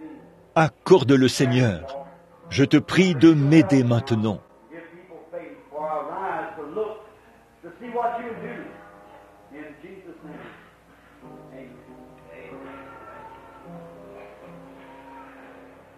Donne de la foi aux gens, car je me lève pour regarder et voir ce que tu vas faire. Au nom de Jésus, Amen. Don't doubt, just believe, for all things are possible to them that believe. Maintenant, ne doutez pas, croyez seulement, car tout est possible à ceux qui croient. Now the Lord Jesus is not obligated to do this for us. Or, le Seigneur Jésus n'est pas tenu de le faire pour nous. Je vais lui demander de le faire pour au moins 3 personnes que je ne connais pas. 3 personnes que je ne connais pas, pour qu'il me révèle ce qui... Je veux que chacun de vous, qui avez besoin de quoi que ce soit, prie. Et ce qu'il va révéler, si c'est la vérité, vous le saurez. Si c'est la vérité ou pas. Si ce n'est pas la vérité, alors ce n'est pas la vérité. Vous le saurez vous-même. Mais si c'est la vérité, alors embrassez cela et recevez cela. Que ferait-il s'il se tenait ici ce matin? Qu'en serait-il s'il se tenait ici, à l'endroit où je me tiens, dans un corps physique comme moi? Si vous disiez, Seigneur Jésus, j'ai besoin de guérison, que pensez-vous qu'il dirait? Il dirait, eh bien, je l'ai fait pour toi. Quand je suis mort pour toi, combien savent que c'est la vérité? Certainement, c'est déjà accompli. Alors, qu'est-ce qui vous donnerait plus de foi? Le fait que Frère Neville et moi venions prier, vous imposer les mains et vous oindre d'huile? La Bible dit cela. Faire ça, c'est bien. Nous le croyons. Parfois, on n'oint même pas d'huile. Parfois, on a le discernement. On identifie les mauvais esprits et on les chasse. Parfois, c'est comme ça que ça se passe. Et parfois, c'est fait par le simple quand Jésus a marché. Maintenant, c'est ce qu'il a donné aux apôtres. C'est ce que les apôtres faisaient. Et bien des fois, il s'y prenait de différentes manières. Maintenant, qu'est-ce qui serait le plus efficace? Puisque nous avons eu tant de réunions ici, qu'est-ce qui serait le plus efficace maintenant? Ce serait de simplement laisser le Seigneur Jésus descendre lui-même pour prouver qu'il est ici, dans ce domaine surnaturel. Y a-t-il des gens ici, dans le bâtiment, qui savent que j'ignore ce qui ne va pas chez eux? Et qui ils sont? Levez la main, s'il y en a. Ceux qui sont dans le bâtiment et qui savent que je ne les connais pas. Levez simplement la main. Oui, monsieur, je pense que c'est partout. Très bien. Maintenant, le Seigneur, c'est à toi de décider, Seigneur. Voilà tout ce que je peux faire. Et Dieu notre Père, je te prie de l'accorder, afin que ces gens puissent, dans les 10 prochaines minutes, que beaucoup affluent vers l'autel, le cœur débordant, pour voir. Ouvre leurs yeux, Seigneur, ouvre leurs yeux, comme ceux qui sont allés à Emmaüs. Ils avaient marché avec toi toute la journée, sans te reconnaître. Mais quand tu as fait quelque chose qu'ils savaient que personne d'autre que toi ne pouvait faire, ils ont reconnu que c'était toi. Ça, c'était après que tu étais mort, enseveli et ressuscité. Maintenant, Père, accorde la même chose aujourd'hui parmi ces gens. Et la Bible dit que 3 témoins, c'est une attestation. Alors je prie, ô Dieu, qu'il y ait une confirmation ce matin, en présence des gens, sans qu'ils aient à venir sur l'estrade. Tout cela, c'est par ta grâce. Accorde qu'il en soit ainsi, Seigneur. Je te prie, à cause de Jésus et au nom de Jésus. Amen. Je sais que c'est un moment épuisant pour vous. Qu'en est-il de moi? Mais ce que je prêche, je le crois. Ce que je prêche, je le mets en pratique. Par la grâce de Dieu, je le mets en pratique. Que Dieu soit avec moi pour m'aider, afin que vous sachiez que je ne dis pas ces choses de moi-même.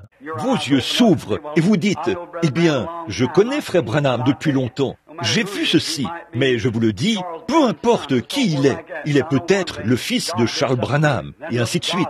Mais je sais une chose, Dieu a fait quelque chose à travers lui. Alors, regardez à Dieu, ne regardez pas à l'homme.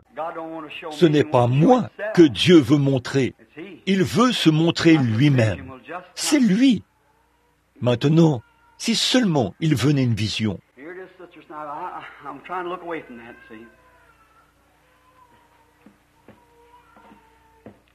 La voici, Sœur Snyder. J'essaie de détourner le regard de ça, voyez. Et, ô Dieu, sois miséricordieux.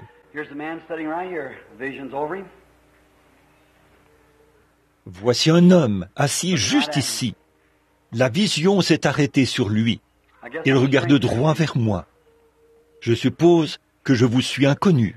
Vous essayez de vous débarrasser d'une habitude, n'est-ce pas? Vous essayez d'arrêter de fumer la cigarette, pas vrai? Levez la main si c'est exact. Non, je parle du jeune homme qui est assis là, au fond. Je ne vous connais pas. Nous sommes des inconnus, n'est-ce pas? L'un pour l'autre. Si c'est le cas, faites signe de la main comme ceci. Est-ce que c'est exactement ce pourquoi vous étiez en train de prier à ce moment-là? Très bien. Vous croyez? Qu'est-ce qui fait ça? Qu'est-ce qui l'a touché? La Bible dit ceci. Il est le souverain sacrificateur qui peut compatir à nos faiblesses. Ce n'est pas moi qui l'a touché. Je n'ai jamais vu cet homme. Mais il a touché Christ qui est ici. Et Christ a utilisé mes lèvres et mes yeux pour parler. Vous avez les mains en l'air, jeune homme. Je vois que vous continuez de les garder en l'air. Vous croyez que je suis le prophète de Dieu?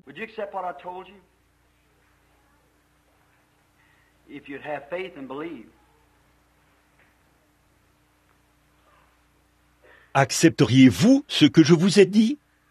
Si seulement vous aviez la foi et que vous croyiez. Vous pensez qu'en fait, elle sera sauvée? Votre petite amie, c'est pour elle que vous priez, n'est-ce pas? Oui, vous voulez aussi qu'elle soit guérie, n'est-ce pas? Si c'est vrai, levez-vous. Vous, c'est vrai, n'est-ce pas? Maintenant, ayez foi en Dieu et vous le recevrez. Je vous suis inconnu, jeune homme. Je ne vous ai jamais vu. Sommes-nous des inconnus? Si nous sommes des inconnus l'un pour l'autre, levez les 2 mains bien haut. Je ne vous ai jamais vu de ma vie. Vous ne m'avez jamais vu. Maintenant, qui? Vous pouvez vous asseoir maintenant et recevoir ce que vous avez demandé. Votre foi vous l'a accordé. Croyez-vous? C'était une plaisanterie tout à l'heure, n'est-ce pas, sœur? Mais là, ce n'est plus une plaisanterie. Je savais que le Seigneur le ferait, ou je me disais qu'il le ferait. On ne peut pas jouer avec Dieu. Il est réel. Si tu peux croire. Voici une femme assise juste là, de ce côté-ci. Elle prie pour quelqu'un d'autre. Cette femme souffre de nervosité. Elle est de foi catholique. C'est vrai. Elle habite sur l'avenue Meigs, n'est-ce pas? Si c'est exact, levez la main, madame. Très bien. Vous croyez? Alors recevez ce que vous demandez. Si tu peux croire, qu'en est-il de vous, tout au fond, que quelqu'un, vous n'êtes pas très loin, au fond. Christ sait exactement où vous êtes assis. Je vous mets au défi, au nom de Jésus, de croire maintenant. Il est ici, son esprit est ici, sa puissance est ici. Voici un homme assis tout au fond. Il me regarde en ce moment. Il porte une cravate verte, un complet gris, disons. Il prie aussi. Il veut être guéri d'une sorte de problème d'estomac, des problèmes gastriques dans son estomac et ses intestins. C'est vrai. Vous qui êtes assis là-bas, je vais vous dire qui vous êtes. Vous étiez chez le médecin hier et il vous a examiné. C'est exact. Je ne vous connais pas, vous le savez, mais Dieu vous connaît. Votre foi vous a sauvé, monsieur. Loué soit le Dieu vivant.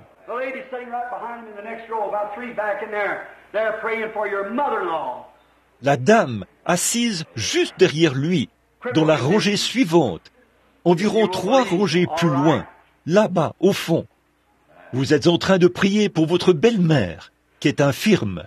Si vous croyez, très bien. Il y a un jeune homme assis là-bas. Il a la main sur la bouche. Il me regarde. Tout là-bas au fond. Il a la main sur la bouche. Il prie.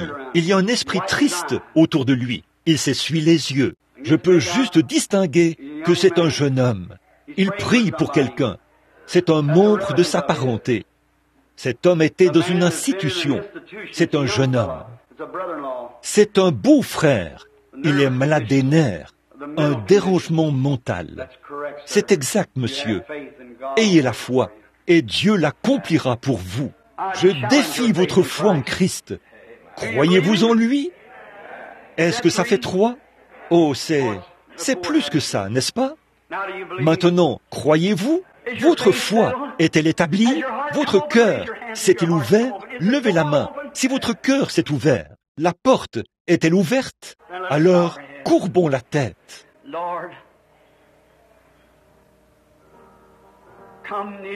Seigneur, approche-toi maintenant. Jésus béni. Ô Dieu, je te suis reconnaissant, Père, d'avoir accordé ces bénédictions, afin ces gens qui sont présents maintenant, sachent que ce n'était pas ton serviteur, c'était le Dieu du ciel, qui nous a honorés ce matin en venant au milieu de nous et en permettant que cela se produise, pour prouver à cette génération des gens des nations, avant qu'elle soit effacée de la terre, que tu es le Messie, tu es le Seigneur Dieu du ciel, tu es ici, ô Seigneur. Je te prie de donner un autre grand choc à ces gens, pour ainsi dire, ou d'ouvrir leur intelligence, car ils continueront de marcher dans leurs péchés s'ils ne croient pas en toi et ne confessent pas leurs doutes et leur incrédulité.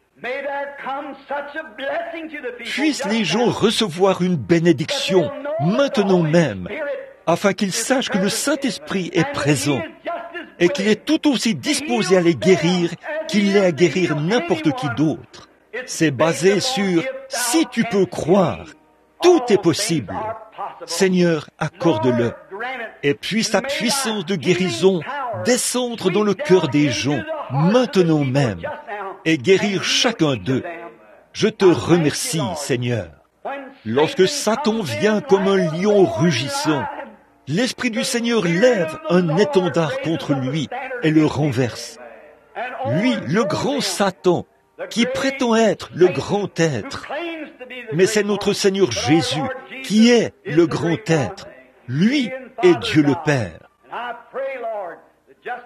Et je prie, Seigneur, que maintenant même, par ton esprit, tu te déplaces dans l'auditoire et que tu guérisses chaque personne. C'est par le nom du Seigneur Jésus que nous le demandons. Amen. Croyez-vous que vous êtes guéris? Croyez-vous cela? Par ces meurtrissures? Quelque chose s'est-il ancré au fond de votre cœur? Avez-vous les 25 cents qui vous feront quitter le bâtiment? L'avez-vous? Levez la main. Je l'ai. C'est une foi ancrée. Peu m'importe combien de temps cela prendra, combien de jours, combien d'heures. J'ai le pouvoir d'achat de ma guérison maintenant même. Et je vais quitter ce bâtiment maintenant même. Exactement comme si j'étais en parfaite santé. Il se peut que vous le soyez quand vous vous tiendrez debout. Il se peut que vous le soyez. Il se peut que vous ne le soyez pas pendant des semaines.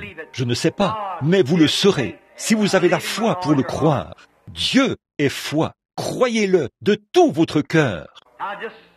Alors, soyez tout seul avec Dieu maintenant. Bon, commencez simplement comme ceci. Seigneur, je crois. Seigneur, je crois. Tous mes doutes sont ensevelis dans la source. Seigneur, je crois. Sauveur, élève ma foi en toi, jusqu'à ce qu'elle puisse déplacer la montagne. Ô Seigneur, pourrais-tu te tromper? Tu ne peux pas te tromper. Pour commencer, si Frère Branham n'avait rien à dire, c'est ce que dit ta parole. Ensuite, par ta grâce, tu as permis à Frère Branham de regarder beaucoup de gens dans ce bâtiment et de faire la même chose que tu faisais quand tu parcourais la Galilée. Si j'ai eu un doute dans mon cœur, Seigneur, enlève-le avant la fin de mon jour, avant que je sois appelé à répondre au jugement. Ôte mon péché d'incrédulité et fais que je sois à toi maintenant même, que je sois à toi. Que Dieu vous bénisse, c'est ma prière. Et ce, maintenant, pendant que vous priez, tout seul avec Dieu, il y en a qui ont levé la main pour signifier qu'ils voulaient marcher avec Dieu, qu'ils voulaient lui ouvrir leur cœur. L'autel est ouvert maintenant, mon ami. J'invite chacun de vous à venir ici, à l'autel, à vous agenouiller et à dire « Seigneur Jésus, sois miséricordieux, je veux que tu viennes dans mon cœur, ôte tous mes doutes, ôte toutes mes craintes, ôte mon égoïsme, ôte tout, et toi, entre, viens dans mon cœur, et sois Seigneur. Oh, je crois que tu es mon Sauveur, mais tu n'as pas été mon Seigneur. » Que Dieu vous bénisse, frère. Cet homme s'appelle Davis. Il vient de la Virginie. Il est ici pour abandonner l'habitude de fumer et la petite rancune qu'il garde dans son cœur contre un être cher depuis son enfance. C'est pour ça qu'il est à l'autel ce matin. Maintenant, venez. Vous êtes invités à vous avancer à l'autel maintenant. Agenouillez-vous ici devant le Christ de Dieu. Ne regardez pas à cet humble petit tabernacle. Regardez à celui qui est ici ce matin, notre Sauveur béni. Voulez-vous venir? Vous êtes invités. Le Seigneur Jésus attend que vous veniez, que tout esprit qui purifie se mette en action dans votre cœur.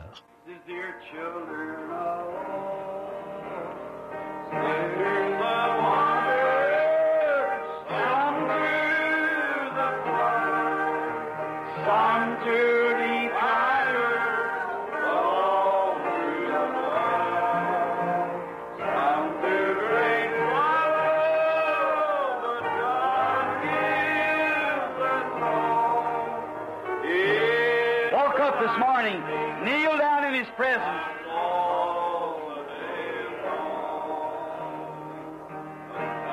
Avancez-vous ce matin, agenouillez-vous dans sa présence. God leads His dear children alone. Sometimes in the valley, in the darkest of night, God leads His dear children alone. Some through the water, some through the flood, some through the triumph, all to the blood, some through great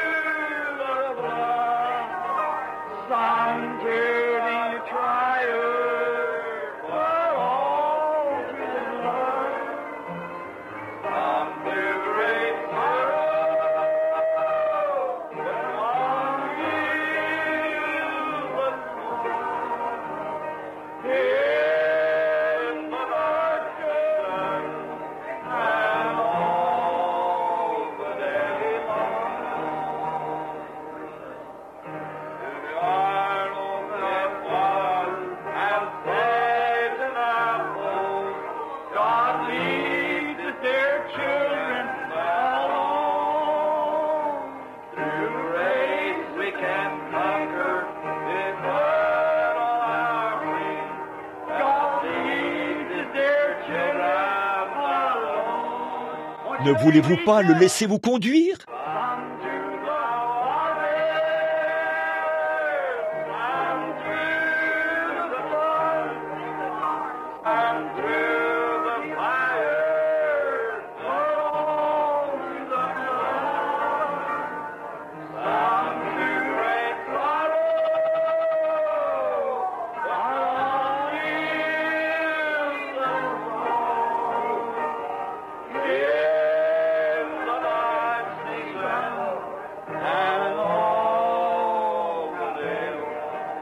Maintenant, vous êtes invités, alors que nous chantons, et si Dieu frappe à votre cœur, afin que vous ouvriez votre cœur, pour voir sa présence, pour profiter des bénédictions de ce qu'il est votre Seigneur, votre chef. Ne voulez-vous pas oublier que vous êtes dans ce petit tabernacle, et venir ici, au trône de sa grâce, et vous agenouiller avec ces autres gens qui pleurent, et ouvrir votre cœur, afin qu'il puisse ouvrir votre intelligence, pour que vous soyez son enfant et que vous le serviez? Chantons encore une fois le dernier couplet de ce cantique. Vous êtes invités maintenant. Venez.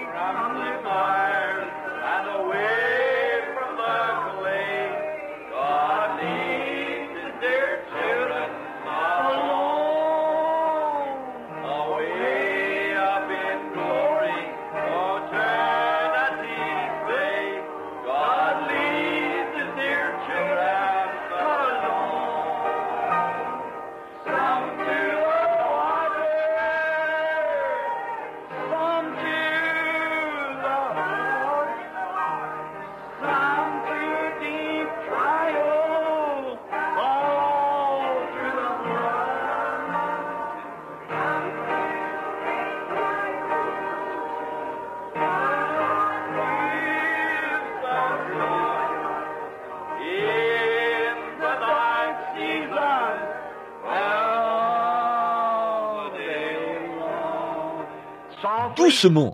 Some through the waters, some through the flood, some through the fire, but all through the blood. Some through great sorrow, but you understand? Reasons all in the night season, but all.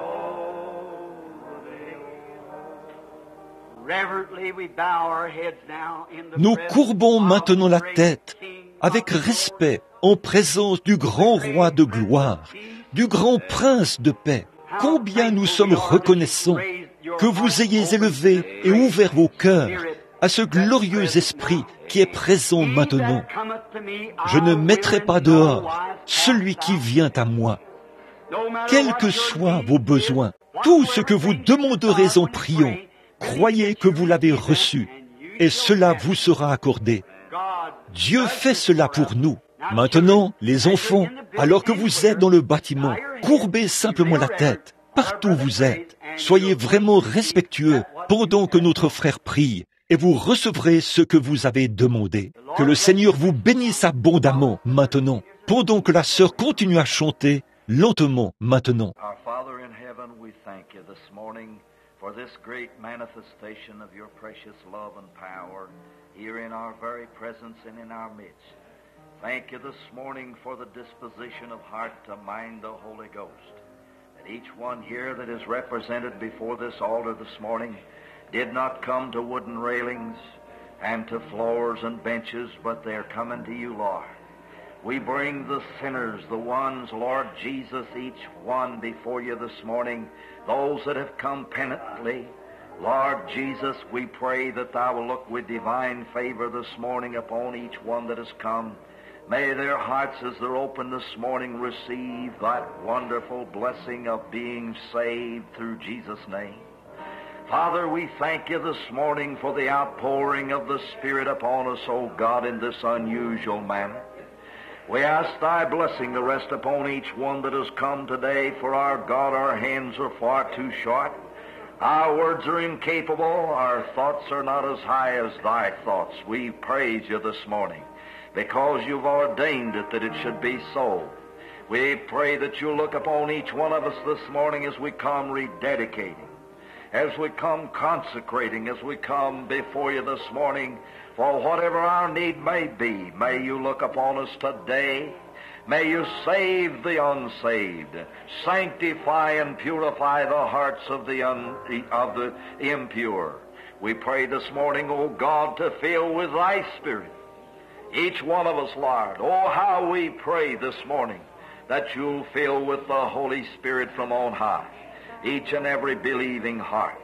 May you settle it this morning, O God, and may we settle it in consecration and dedication.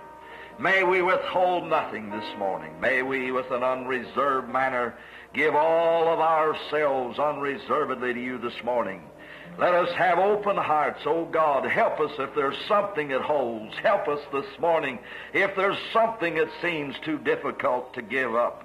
We pray this morning to bless each one that is here consecrating and confessing and believing before you, knelt about this place in any part of this building. May you receive and accept them this morning and satisfy that deepest yearning of their heart.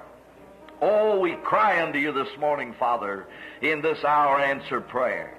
Meet the need, O God, and may many souls go from this place this morning with their hearts prepared to know for themselves and not another that the matter is settled, that the old account is finished, that you have settled it this morning by your saving and sanctifying and redeeming grace. Bless each one that's here, Father, and undertake for them. Meet the need about this altar. And as we arise this morning in faith, God, go with us and lead us along. As the old song has said, you lead your dear people along. Bless us then and undertake, and we'll thank and praise you for it, for we ask it in Jesus' name and for Jesus' sake. Amen and amen. Amen.